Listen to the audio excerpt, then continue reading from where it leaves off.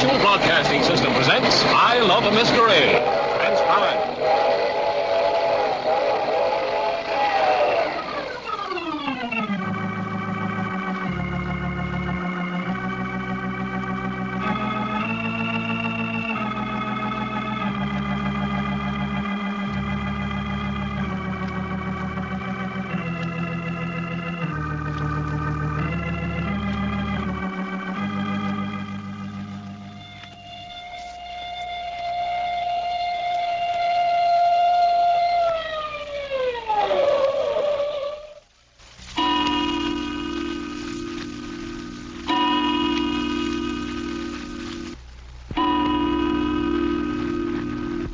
Now then, Mr. Packard, we'll go into the library. Mrs. Martin, will you tell me why you sent Doc and Reggie back up to our quarters? I'm taking you into the library to meet my granddaughters. What's that got to do with Doc and Reggie? My dear man, you don't know my granddaughters. What's that? No. When there are too many eligible men about, it's difficult to get them to concentrate on anything else. Man crazy, huh? Keep a civil tongue in your head. You suggested it. I can say what I please about my granddaughters. You can't. I see. Be sure you do. The Martin girls can do no wrong. But you were telling me a few moments ago you were having granddaughter trouble. I am. Well, isn't it going to be a little difficult for us to discuss the trouble if I've got to assume the attitude they're above reproach? I'll do the criticizing. Your job is to correct the trouble in this house without comment. Aren't you being a little high-handed, Mrs. Martin? You're questioning me? I certainly am. First, you practically kidnapped me and my two partners. You didn't have to come if you didn't choose. How did you know we were arriving by plane at Burbank this evening? Read it in the paper. But did you stop to consider that we might have had plans of our own? They weren't important. You mean they weren't important to you? I'm afraid you're a woman who's used to having her own way. I'm afraid I am. Well, you go right ahead and have it. Well, I think Doc and Reggie and I'll be on our way. Fiddlesticks. What's that? You're staying right here. Against our will? Nonsense. You're staying here because you're needed. You're asking us to stay? I'm ordering you to stay. Now, then I'll say goodbye. Don't be a fool, Jack Packard. We don't take orders. You walk out of the house because I order you to stay instead of ask you to stay. That's right. You'll be well paid for obeying my orders. Keep your money. As a matter of fact, our one purpose in coming to Hollywood was to spend our reward money from the last job. It would melt faster down here than any place we could think of. You don't recognize authority, and you have no use for money. That's right. You're difficult young men to handle. Not at all. We enjoy doing favors. The House of Martin does not accept favors. Well, that's up to you. For generations, we've been able to pay for anything we want. In my opinion, then, the Martins have wanted few of the good things in this world. Bah! Well, there we are. We can't agree, so we'll go. No. Yes. No, wait a minute. Well, I don't like it. I'm not used to asking people to do things. But I will. I'm asking you to stay and help me, Mr. Packard. please? What's that? You didn't say please. How dare you? Don't if you don't want to. Young whippersnapper. Mr. Packard, will you please stay and help me? Gladly. In fact, we'd already made up our minds to stay. I think you've got an interesting problem here. What do you know about the problem here? Nothing. But it's apparent there's something. It's in the atmosphere. Something, might I say, something creeping through this house. Creeping? Creeping? A creeping, unhealthy menace. What are you talking about? I don't know. You don't suppose it would be the stench of a decaying family tree that's permeating the environment, do you? Oh, such utter nonsense. We spent enough time. Come along in the library and meet my granddaughters. Very well.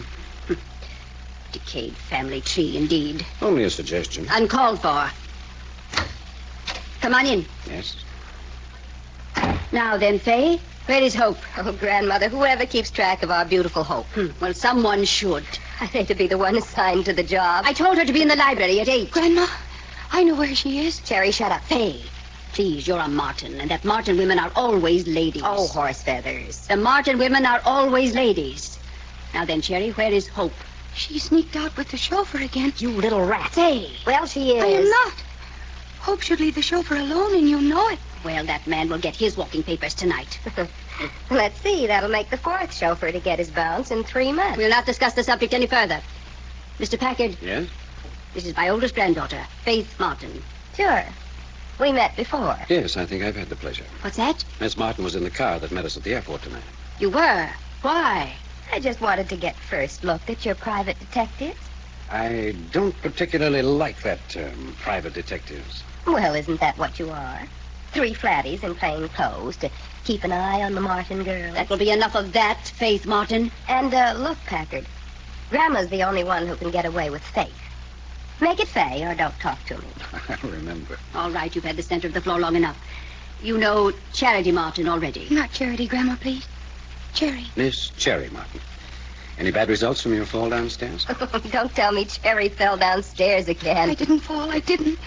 I was pushed from behind. And when you looked around, there wasn't anyone there. How can you look around when you're falling? Faye, let your sister alone. If she keeps falling down the stairs much more, we can make a tumbler out of her and put her in the circus. Faye. Okay, why not? Miss Martin. You'd better call me Fay. There are too many Miss Martins around this joint. Very well, Faye, then. You don't seem to take your sister's convictions that someone is trying to kill her very seriously. Oh, Cherry's just got a persecution complex. I have not. Sure you have. You're always talking about them being after you. They want to kill you.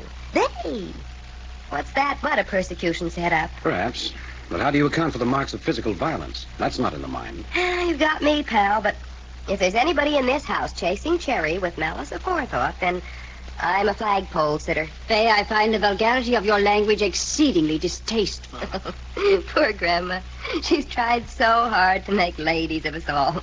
And what did she get? What did she get? You really like to know? Faye, watch your tongue. I assure you I would. I'd like to know very much. Well, I'll start with me. I'm the oldest. Yeah? I'm the vulgarian of the family. Faith Martin, you mind what you say? Oh, go lay down, Grandma. You begin to understand, Mr. Packard. You see why I need help so badly? Go on, Faye. You're the Bulgarian. Correct.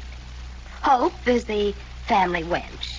Witness her evening escapade with the chauffeur. Faye, the family name. What family name? And Cherry, the little whispering mouse here, she's just a plain dope, afraid of her own shadow. I see. That's the way you analyze the situation. That's us. Here we are.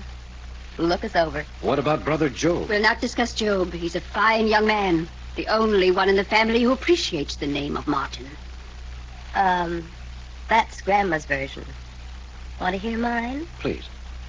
Brother Job is a good-natured drunk Faye. who's been taken by every gyp game Hollywood can think up and is slowly breaking his grandmother's heart. If I may offer an opinion, I don't think you girls are doing your grandmother's heart any good either. Oh, well, she doesn't love us. As long as we don't get the name of Martin in the headlines, she doesn't mind us, but she loves Job something awful. We all do. We all love Job. And he's in such danger. He and Hope are in terrible danger. Yes, you said that before tonight when I was bandaging up your arm. Bandaging her arm? Hello. You have got a bandage on, haven't you? What happened? Somebody slashed me as I was walking down the hall. What? It's true. It's true. You mean somebody slashed you with a knife right here in this house? Honest, Faye. Honest, they did. And, Mr. Packard, do you suppose there really is somebody after her? There's evidence to indicate it. Look, Mouse, maybe I've been doing you an injustice. It's true enough. Now, wait a minute. Let's take that up later. We've got away from our subject. Oh, yes, which was Job, the family drunk. You say he's in danger, Cherry. What sort of danger? I don't believe there's any truth in it. Who'd want to harm Job? Besides, the child's been forewarning doom for members of the family for years. But he is in danger. He and Hope. What sort of danger? Danger out there. Outside the house. But it's getting closer. It's getting closer all the time. It's creeping. Creeping. Cherry, stop saying that. I think that's the expression I used before we came in here, wasn't it, Mrs. Martin? Yes, and I forbid its use again. Well, at least Cherry and I seem to have the same intuitive sense of impending danger. How nice for Cherry. What do you mean? But you and she have something in common. I wonder if you couldn't find something in common with me, too. Such as? Well, I like my initials embroidered on my pajamas. I don't wear pajamas. Oh, how exciting.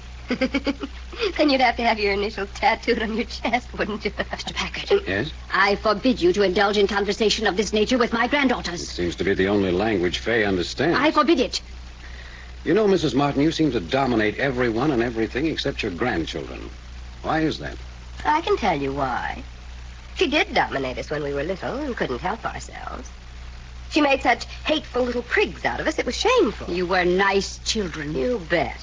Nasty nice. And then one day, Job found out about firewater, and now he's devoting his life to it. And one day I found out that there are some wonderfully disgusting words in the English language for self-expression. I'm devoting my life to them. And Hope discovered chauffeurs, and she's devoting her life in that direction. And what about Cherry here? Oh, poor little mouse. She hasn't discovered much of anything yet, so she's devoting her life to being afraid. I'm not afraid. If they weren't always after me, I wouldn't ever be afraid. They have been after her for a long time. But now if they've come to life and are starting to cut her up, it may be getting serious. Yes, I'm beginning to wonder. By the way, are any of you girls married? Married, I should say not. Is Job? Certainly, Job's not married. Then who's the parents of the baby we heard crying earlier? Baby crying? You heard a baby crying? Certainly. Just before Cherry here fell downstairs. What did I tell you? What did I tell you? It's impossible. What are you talking about? There's not a baby in the house. There hasn't been for years. But I've heard it. I've heard it. So she says. Yes. And every time it cries, something horrible happens.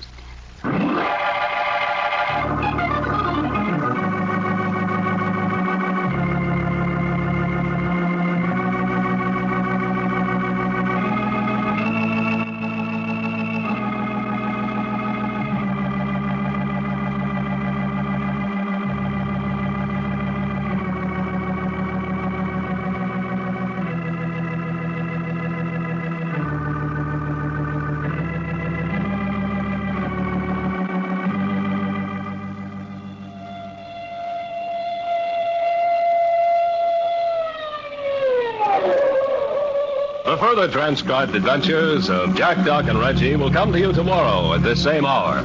I Love a Mystery, written and directed by Carlton E. Morse, comes to you Monday through Friday, featuring Russell Thorson as Jack, Jim Bowles as Doc Long, and Tony Randall as Reggie York. Frank McCarthy speaking.